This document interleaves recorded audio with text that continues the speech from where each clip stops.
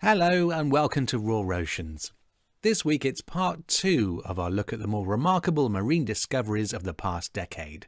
So let's dive straight in and begin with the terrible claw lobster. In May 2007, as part of the multinational census of marine life, the Aurora expedition was conducting research off the coast of the Philippines. One night, after trawling at a depth of 250 meters, the team dredged up something from the darkness. As they stared into their nets, a lobster emerged, one with a claw so terrifying they called the lobster Dinochelus, based on the Greek words dinos, meaning terrible, as in dinosaur, and chela, meaning claw, alluding to the massive major claw of the new discovery, the terrible claw lobster. A single specimen of this extraordinary blind deepwater lobster with a terrifying length of about 3 centimeters was all it took to make some tired marine biologists very happy. This was one of the iconic discoveries of the decade-long census of marine life. The terrible claw lobster is mostly translucent white in colour, though splashes of pinkish red can be seen here and there, most notably on the antennae and claws. It lives in the deep ocean near the Philippines. The lobster has movable, well-developed eye stalks and an inverted T-plate on the front of its mouth. But its most striking feature is its mighty claw, with a short, bulbous palm and extremely long, spiny fingers for capturing prey. If you were an inch long, you'd be terrified. Number 2. The Starry Sea Wanderer Jelly. Marivagula stellata is a beautiful jellyfish species, and its discovery highlights several important marine conservation issues. The Starry Sea Wanderer jelly was a new genus and species when it was discovered in the Mediterranean Sea in 2010. Marivagula stellata is derived from the Latin mari, meaning sea, and vagus, meaning wanderer. The species name Stella, meaning star, for the dots and starburst pattern on the X-umbrella, which is the outer surface of the umbrella of a jellyfish. They make a striking-looking jellyfish, like a NASA image of a galaxy. The Starry Sea Wanderer jelly has since been recorded in the Arabian Sea off India and Pakistan. It's highly probable that it was introduced through the Suez Canal, as have more than half the non-native species recorded in the Mediterranean Sea. The Starry Sea Wanderer has since established a population along the southeastern Levant Sea, and its clusters now appear each summer.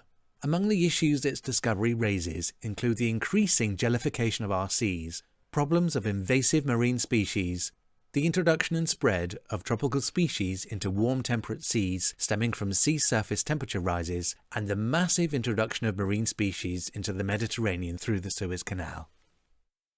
Number 3. The Scaly-foot snail. This snail is so different that the species who discovered it in 2015 needed to describe a new genus to put the species in. Beneath the ocean's surface, where no sunlight can penetrate, there are areas so hot, volatile and toxic that it's hard to believe life can exist. But it does, and as we found in the previous episode with the Hoff crab, often in abundance. A marine snail, known as the Scaly-foot snail, lives in this kind of hostile environment.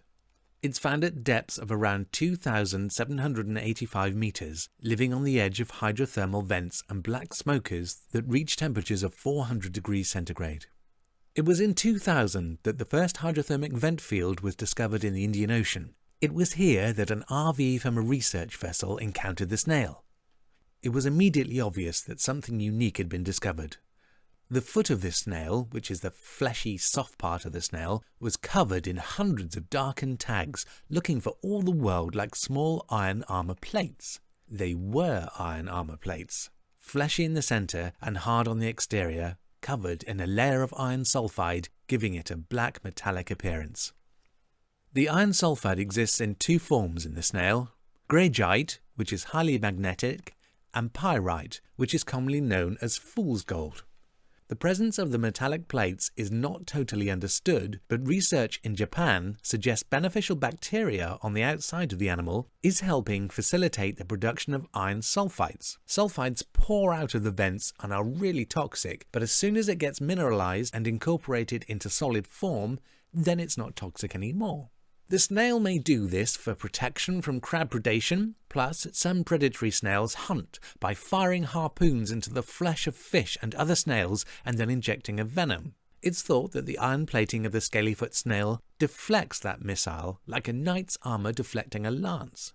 The snail's shell is also covered in iron but isn't totally rigid. This is because there are 3 layers to the shell. The top layer that is iron-plated material and the bottom is a calcified material with a thick squishy organic layer in between. The iron provides the strength, while the softer layer allows the shell to absorb shocks without cracking.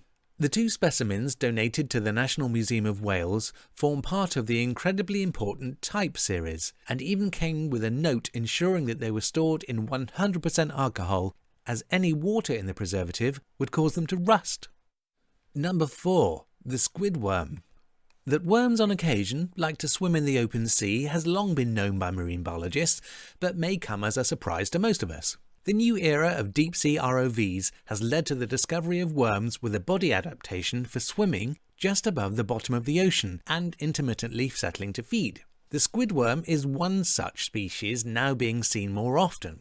It was first found in the Starry Sea, a deep basin between the Philippines and Indonesia. The name comes from the impression given by this animal when seen underwater at being a combination of a squid with 10 elongate arm-like appendages and a worm. Number 5. The living fossil Octocoral. In 2015 in Okinawa, Japan, some marine biologists began poking about in a public swimming area on a shallow coral reef and discovered a new species of soft coral. Octocoral is the scientific name for soft corals. Molecular analysis showed that it was most closely related to the endangered blue coral.